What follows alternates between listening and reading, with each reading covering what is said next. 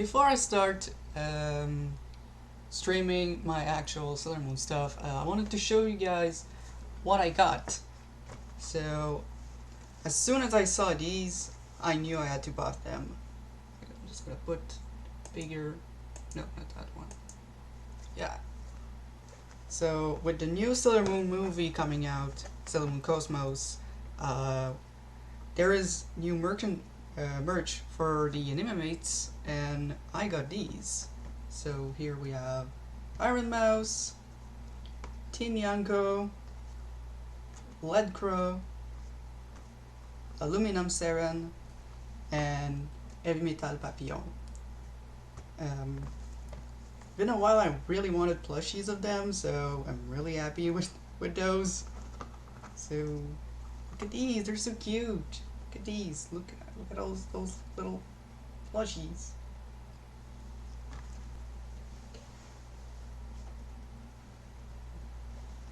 Oh, here's, speaking of cats, here's my cats.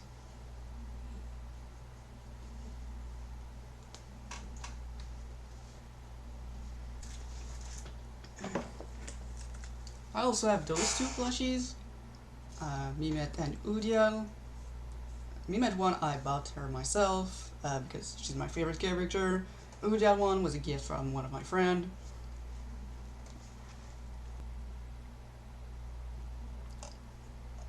So this fic more specifically was my idea of a sequel for the 19 anime.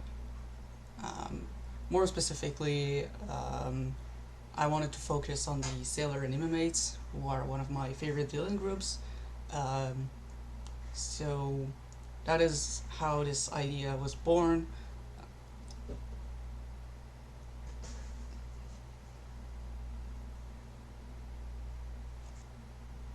So I wanted to expand on those characters, go a little bit more deeper in their potential backstories, as well as maybe include some of the Shadow Galactica members who didn't appear in the 19 anime, either be from the manga or the musicals. So let's go with the first chapter. Chapter 1: A Mysterious Boyfriend. Dear Mamo-chan, I'm glad your flight went well and you arrived safely in America. Receiving your letter filled me with joy and relief.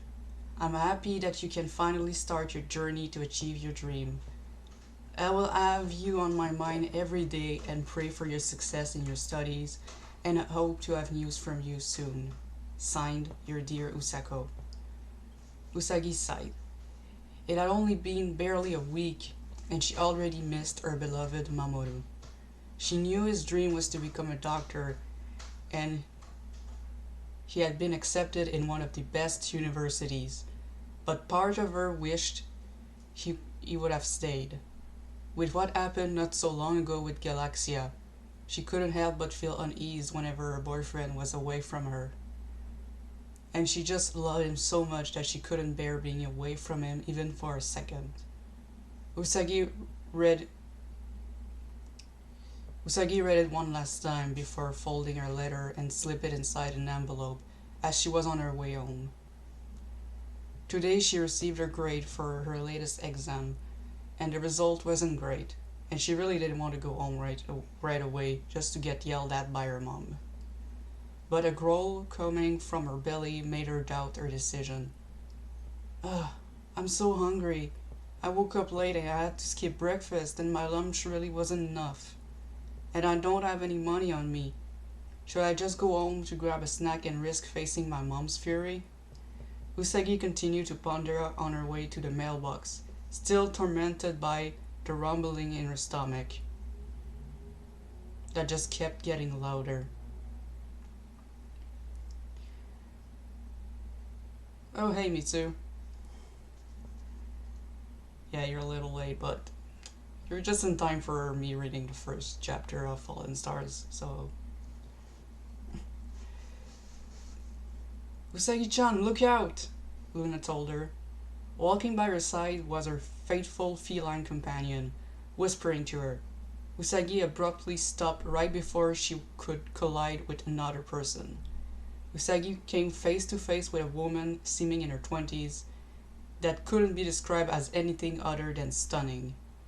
She was tall, even more than Mako, perhaps even around Haruka's height. But unlike them, she wasn't masculine at all. She was beautiful and elegant, the summum of femininity. Gorgeous, wavy, long, light blue hair that looked so soft and glossy, pure white skin that seemed transparent, and eyes shining like blue crystal. She was dressed modestly but classy, with an elegant touch. Contrasting her look, she was holding a paper bag that seemed filled with snacks.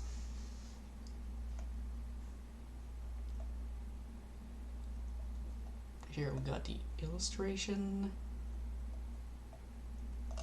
Oh, I wonder who that is.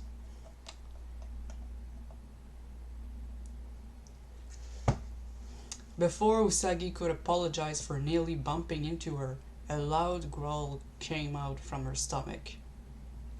Sorry, she said, blushing from embarrassment in front of such a beautiful woman. How awful, the woman suddenly mumbled. Huh? Poor girl, you must be starving, the woman exclaimed with pity in her eyes. How long haven't you eaten? Maybe 40 minutes? 4 hours, I think? Since lunchtime?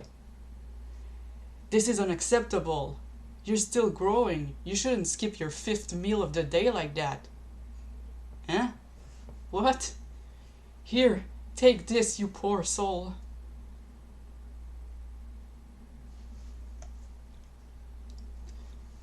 Without letting Usagi say more, the woman plunged her hand into the paper bag and pulled out a rather tasty-looking donut. Usagi could feel her stomach rumble even more as the woman handed it to her. Are you sure? Of course. I ate plenty already, the woman said with a gracious smile.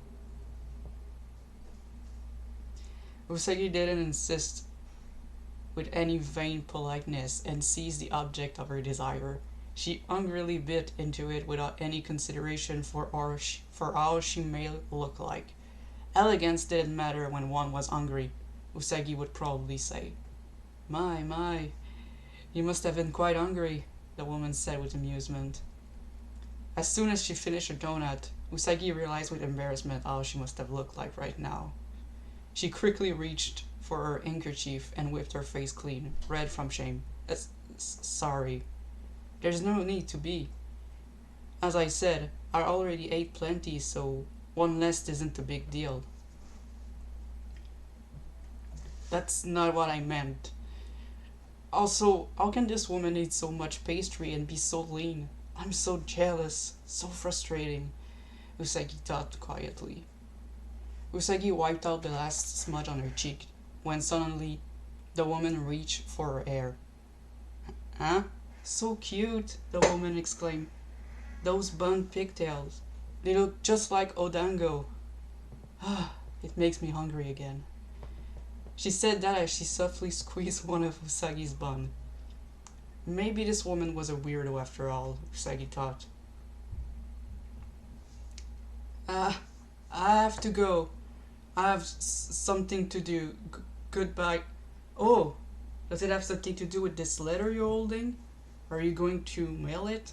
The woman inquired. Yes, I sent it to my lover. He's studying in America to become a doctor. That's so sweet of you. Young love is a wonderful thing, the woman replied with enthusiasm as she checked her watch. Speaking of that, my own lover must be waiting for me. I will be giving you my support from afar. Here, take another one for luck. She handed another donut to Usagi, who took it without hesitation. Thanks, she said, not knowing how pastry was related to luck. But she'd be damned if she refused any free food, especially something so delicious when she was hungry. See ya, bunhead. But before Usagi could say her name or even ask for hers, The woman had already left. Really, what a strange and mysterious lady she was. Usagi was left pondering as she munched on her donut. Her lover, huh? Such a beautiful and elegant woman must have a really handsome boyfriend, Usagi said. You should really consider going home soon, Usagi-chan, Luna reminded her. No way! Not with my mom, who's just gonna get mad at me over my exam result. I want to see what her boyfriend looks like, Usagi exclaimed. Right after I mailed this letter to my own boyfriend, of course. Usagi-chan. Alright.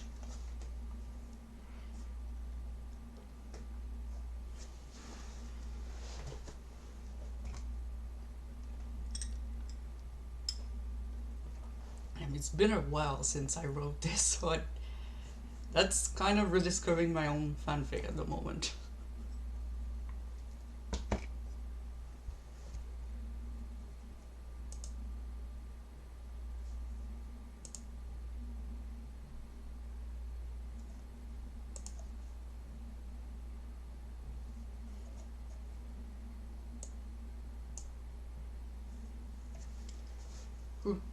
Mina, you're not listening.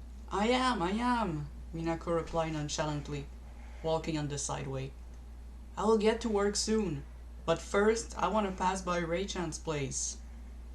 You have oh my fucking god. You have procrastinated enough on your studies already, Artemis reprimanded. I know, but with all those exams, I hadn't had a chance to see Ray-chan much lately. Sheesh. Being in a separate school really is a bummer sometimes. Her feline companion sighed. Minako might be the inner Senchi's leader. She was still a teenage girl. Even as one of the Heart Guardians and a warrior, she still had the needs of a young woman. Having friends, loved ones, feeling like she had a normal life was among those, and Artemis could respect that. But still, even regular people had responsibilities, and Minako wasn't immune to that. Even so, you really need to... Mina, look out! Huh? Lost in her thought, Minako had started walking on the crosswalk without realizing the pedestrian traffic light had turned red. Screeching tires could be heard as Minako fell to the ground. Mina! The scooter stopped right before it could hit Minako. The driver had pulled over just in time. Hey, you, on the ground. Are you hurt? The voice sounded low and husky, yet it was definitely belonging to a woman. I'm alright, thanks. Minako raised her head, discovering an older woman sitting on the scooter, maybe in her mid-20s. Her skin was a tone darker than Citruna's. She had long, dark, auburn hair and was dressed like a businesswoman. She suddenly removed her helmet and glasses, and, despite her previous question, she looked absolutely pissed off. What the hell were you thinking about? The driver yelled at her as she got off of the scooter. Huh? I nearly hit you. What would have happened if I didn't stop in time? The woman continued, grabbing Minako by the collar and forcing her to stand up. Don't you watch where you're going?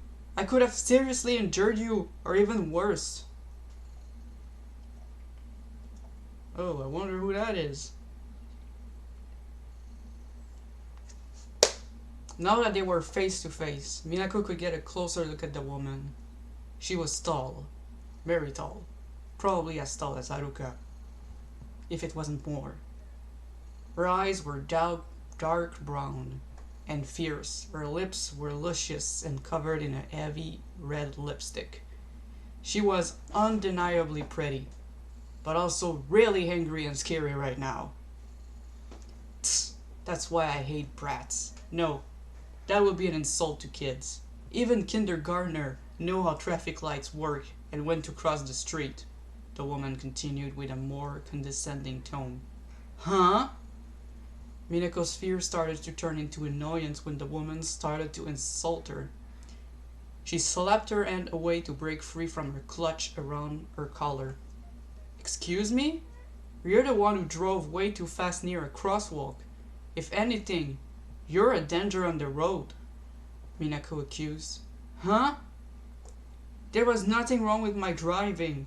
If there was, I would have been able to pull over. If you weren't driving way over the speed limit, you wouldn't have to stop in extremis like that and nearly hit me. I wasn't over the speed limit. And besides, it's your fault for crossing the street when the pedestrian traffic light was red. I don't know. Sounds like an excuse for you nearly attempted manslaughter. What? You heard me?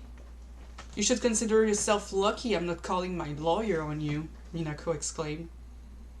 At this comment, the woman let out a sneer, as if a puny middle schooler could hire a lawyer. I'm in high school! I should be the one calling your parent and telling them their daughter is a moron who can't even cross the street safely. Hey, leave my parent out of this. You're the one who should drive more carefully. Why were you in such a hurry that you nearly roll over beautiful me? Late to work? Going on a date? Huh? Much to Minako's surprise, the woman looked away, a light blush on her cheek.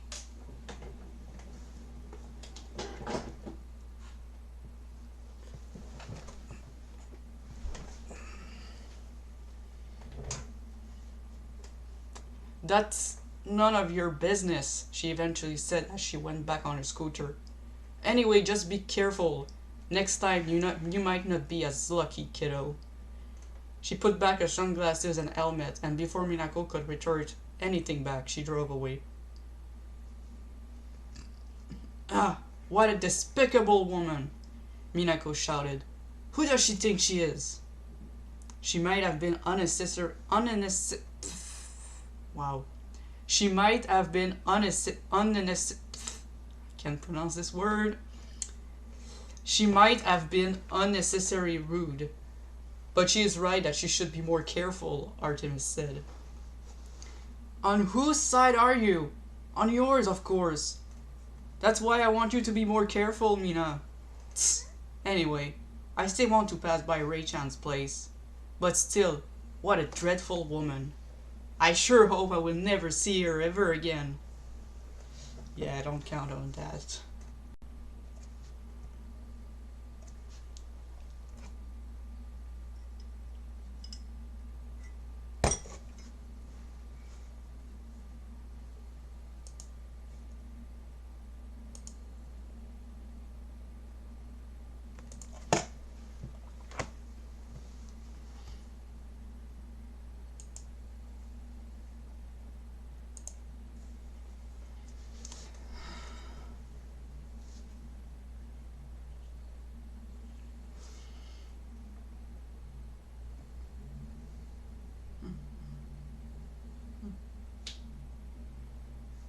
This feeling of dread wouldn't leave Ray alone.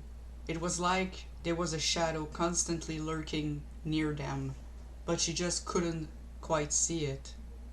But no matter how many times Ray tried to do divination in the sacred fire, all she managed to perceive in the flame was this shadowy presence.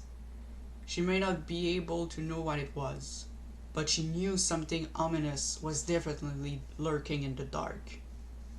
Is this a bad omen? A new enemy? After chaos, what could possibly threaten us? I have a bad feeling about this. It was pointless to continue staring at the flame if she couldn't see anything more, but Ray wasn't sure if she should tell the others about it. What if it was nothing to be worried about? After their victory against Galaxia and Chaos, everyone was enjoying their newfound peace, and the last thing she would want was to worry them with something that might be nothing. They deserve to enjoy this peace they fought for. If anything, I might be the one overreacting. I should keep watching out for any threat without stressing everyone out, and if it turns out to be nothing to be worried about. Ray sighed and put back on her Miko outfit. No matter how she tried to convince herself, she couldn't appease the doubt, the trouble in her heart. Caw! Caw! Caw! Ray winced. Those noises. They were bird cries. More specifically, crows. Phobos! Deimos! She rushed outside, worried for her guardian crows. Was there a threat? Did someone attack them? Was it the new enemy? Phobos! Deimos! Where are you? Are you alright? Caw! Caw! Caw! Ray never heard them cry that way. They sounded scared. No, terrified. They were usually never scared of evil and always ready to fight it to protect her against any threat, no matter how dangerous it was. Phobos, Deimos! Just like a gust of wind, the two crows flew past her, hiding in a nearby tree. One of them dropped by a feather in its hurry. You two, what's got into you, huh? It was at this moment that Ray noticed the woman. She was standing, her back to her, her long hair flying in the wind. Even just from her back, the priestess could see the woman was wearing a business suit. Who are you? The woman tensed for a moment but didn't flinch. She then turned back and Ray noticed the scooter near her. The woman was holding a phone and wearing sunglasses. Ah, you must be the shrine maiden of this temple, the woman said. Sorry, I had to stop to answer a phone call. You scared the crows, Ray mumbled. Huh? Oh, those birds. Yeah, it was strange. Crows don't do that usually, right?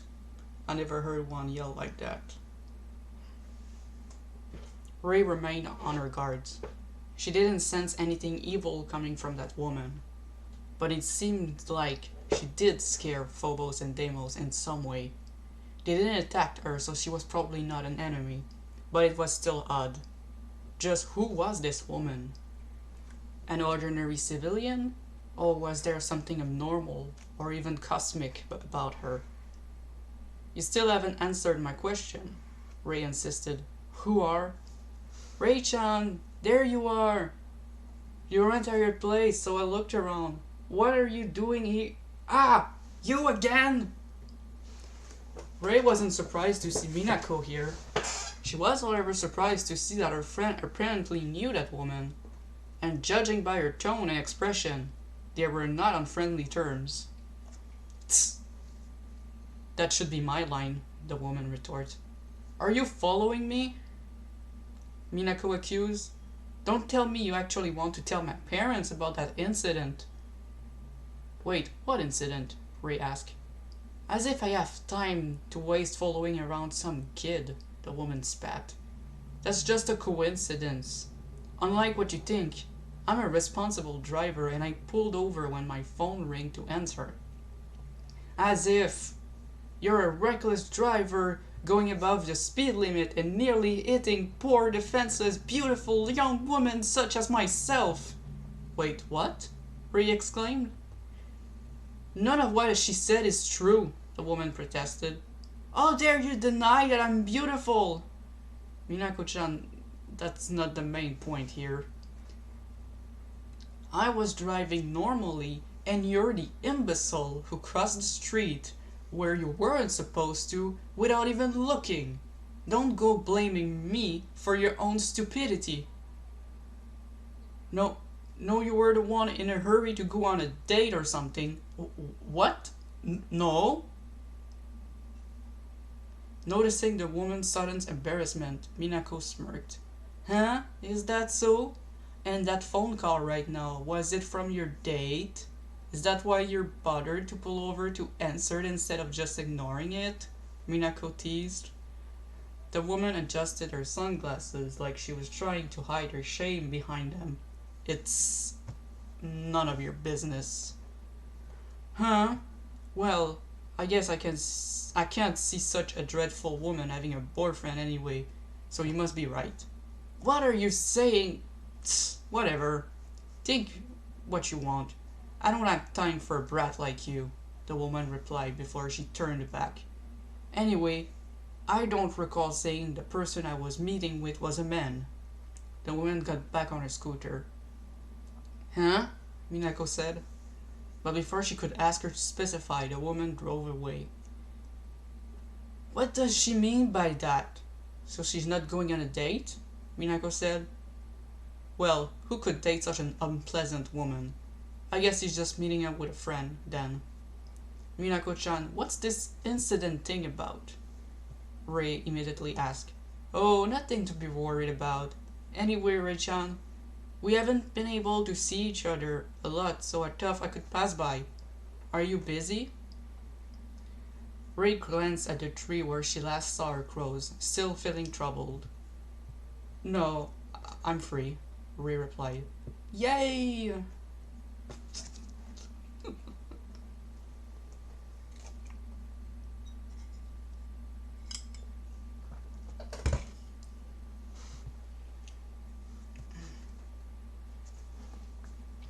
Usagi-chan, maybe it's time for you to go home now.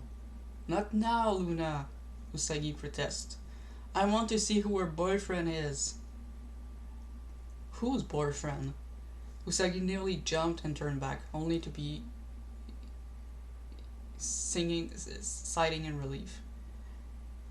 Mako-chan, Ami-chan, you startled me. Her two friends looked at her with confusion. What are you doing here, Usagi-chan? Ami asked.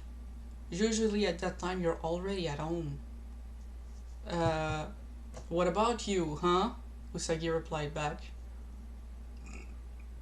You know I have cram class after school. Then I met Mako-chan and we decided to walk home together. You're really starting to sound suspicious, Usagi-chan, Makoto added. Usagi-chan has been following that woman for nearly an hour now, Luna revealed. Luna? Huh?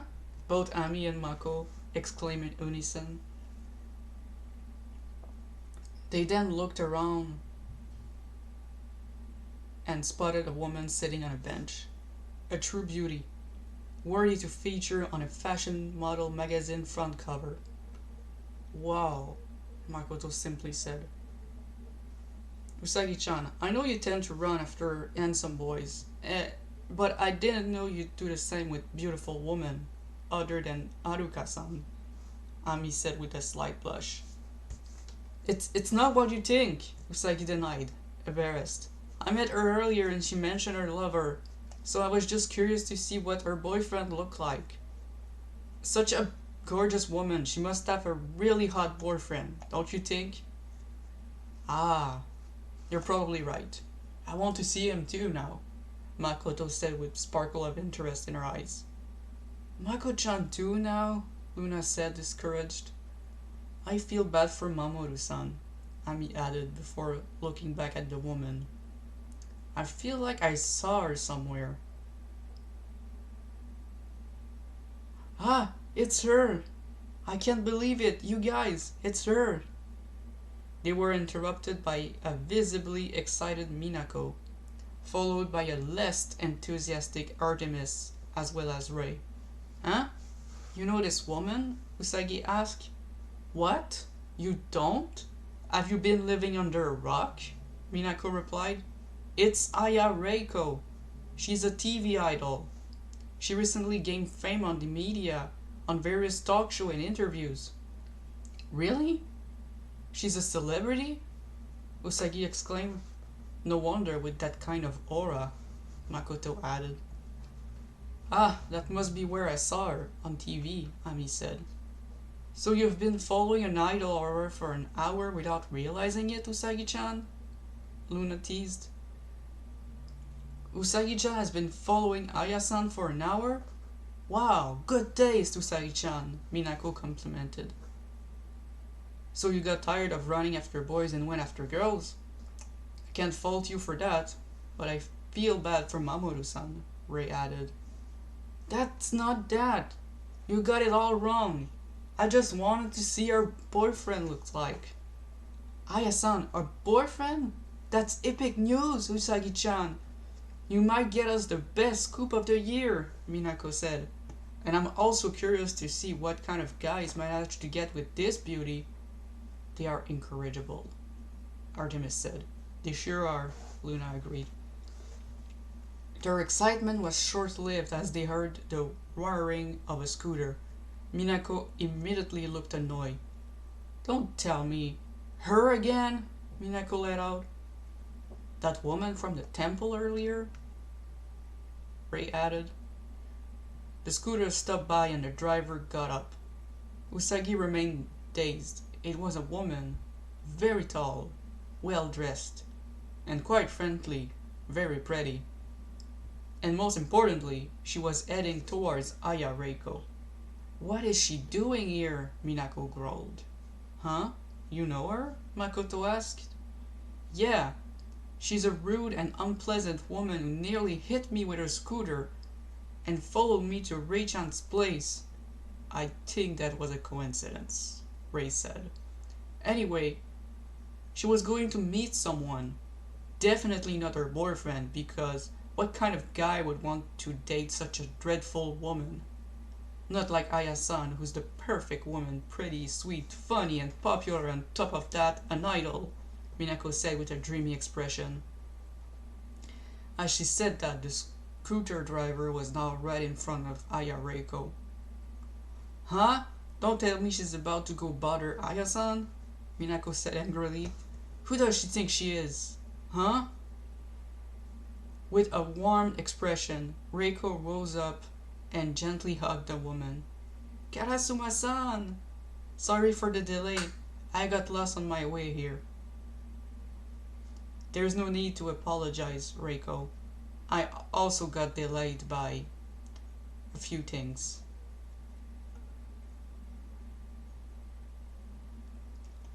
Woohoo.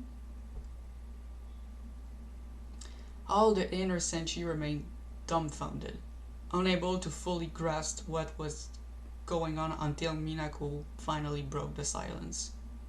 Well, I stand by my words, she said. I see no boyfriend here.